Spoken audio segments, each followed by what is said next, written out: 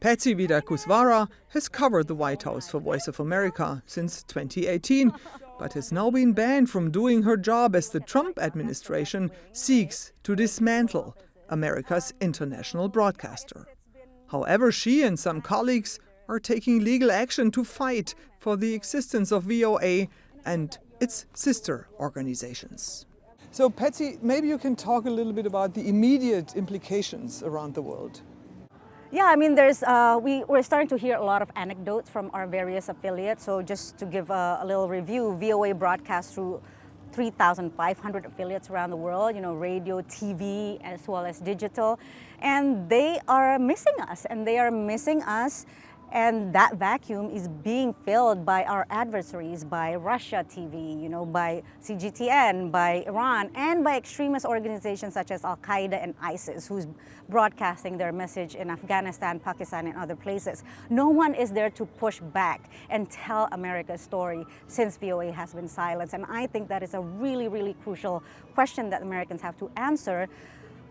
What are we going to do about the 360 million weekly audience around the world who depend on us, on VOA, to provide crucial information? And now that vacuum is being filled by our adversaries. So what exactly does this mean for your work? Can you work at all? No.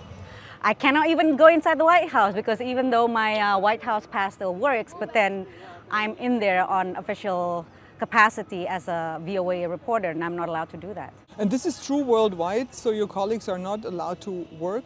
Basically, the effect is the silencing of the Voice of America. So Kari Lake has her own vision about Voice of America. Let's listen into what she said at a conference just a month ago. I told President Trump when he called me and asked me to lead the Voice of America that we will focus on accurate and honest reporting. It won't become Trump TV, although I think the ratings would be very high. We are fighting an information war, and there's no better weapon than the truth, and I believe VOA can be that weapon. To us, the most important thing is what she has said last, right? Which was on March 15th, the same day that we got our administrative leave order, saying all these things about our journalism, which is really detrimental. For example, that we are terrorist sympathizers, that we are radical left-leaning, that we are unsalvageable. So that is really the core of this case, is that we believe this is the effort of executive through the defendants Kari Lake and Victor Morales of basically shutting down our journalism. And this is an overreach of the executive function as well as a violation of laws that protect the First Amendment. You just had a meeting with your lawyers. Tell us, where are you in the process? So basically what we have done is that on Friday we have filed a complaint that says that government officials represented by the defendants Kari Lake and Victor Morales has silenced us, silenced our journalism because we do not represent the view of the administration. Or is considered inconsistent with the administration's point of view. And in doing so, we believe that they are violating laws of freedom of the press as well as laws that protect against executive overreach, because Congress funds VOA, Congress sets up VOA, and so those are sort of like the two legal strategies that we're looking at. But today, on Monday, what we filed is a temporary restraining order, which is basically an order that says you must stop everything. But as my lawyer describes it, the boulder is already halfway down the hill. So even if we stop everything, we still have to push the boulder back to where it was, which was on March 14th, before we got that letter, before our contractor friends were fired, before the J1 colleagues were taken off the whole system. And so this is what we want. And it's not just about reinstating VOA, but reinstating VOA the way it was, where we can produce our journalism without fear or favor and having that kind of editorial independence be protected by the VOA Charter. I would like to get your take on how this impacts journalism in the United States, not only VOA, but also other outlets. Well, certainly here it's a chilling effect. I mean, not just for VOA, perhaps for many Americans, they're not familiar with VOA, but here inside the White House, there are other colleagues of mine who are also under attack. Of course, the attack on the Associated Press. They were not allowed to go into the Oval Office. They've been barred from getting on the plane because they do not want to say Gulf of America and instead sticking with Gulf of Mexico. I mean, that's just one example. And then also other attacks on my colleagues in the White House as well is that, there are all these different people who are now part of the White House press corps, but honestly, they're not really journalists in the traditional way that we know them to be journalists. I mean, they're basically people who are very favorable towards the administration's agenda.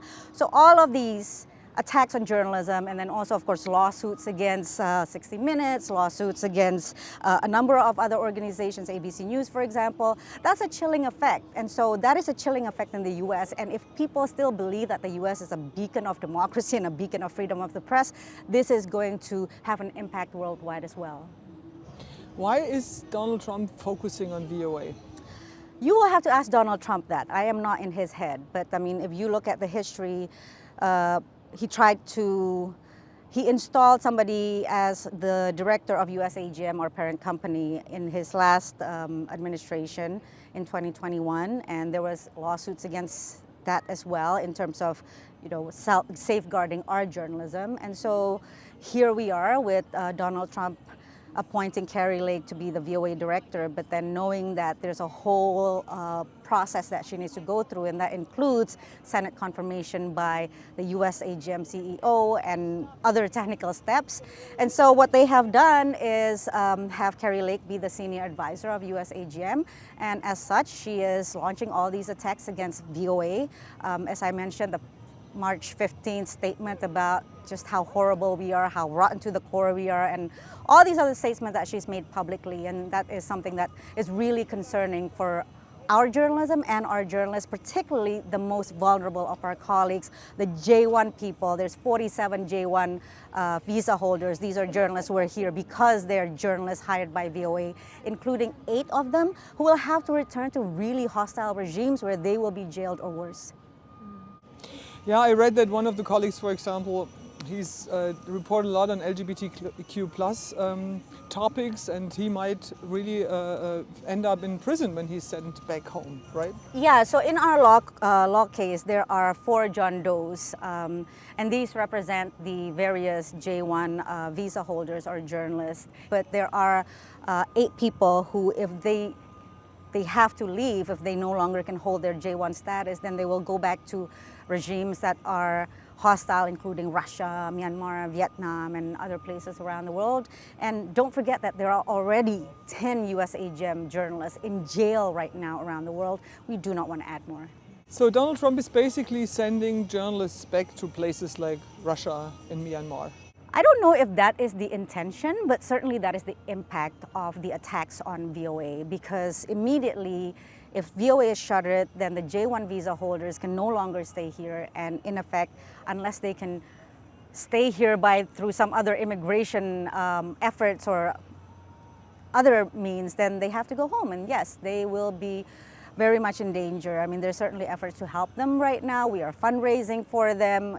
If people want to Google donate USAGM, you'll find the fundraising link. But this is really just the key group of people that we're most concerned with. They need the most urgent help.